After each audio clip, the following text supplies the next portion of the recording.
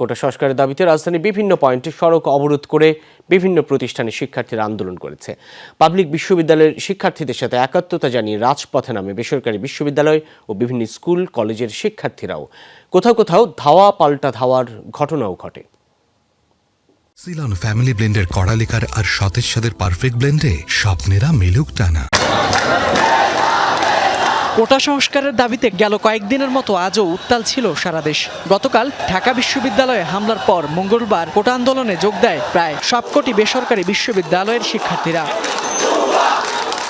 সকাল ঠিক 10:30টায় মিছিল নিয়ে প্রগতি সরণির কুড়িল হয়ে নদ্দা এলাকা অবরোধ করে north south independent green university সহ কয়েকটি বিশ্ববিদ্যালয়ের শিক্ষার্থীরা।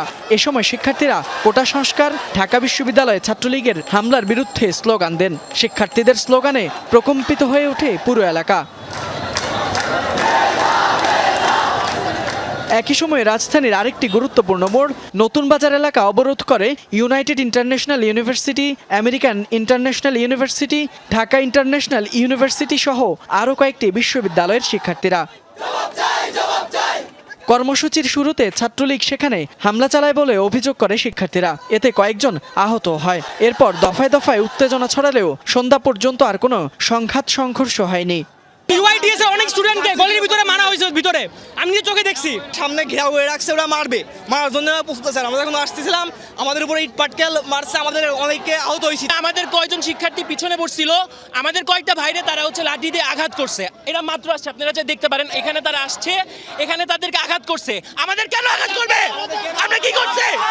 অধিকার চাই। ওরা লাঠি নিয়ে কেন আমাদের মারতে আসবে? ওরা আমাদের কেন মারতে আসবে?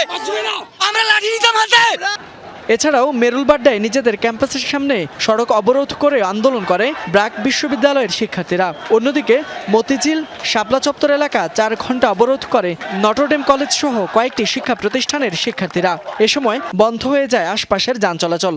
যেখানে আমাদের সংবিধানেই বলা আছে সবার চাকরির ক্ষেত্রে সমান অধিকার প্রয়োজন, সেখানে কোনোভাবেই ওটা একটা অযৌক্তিক বিষয়।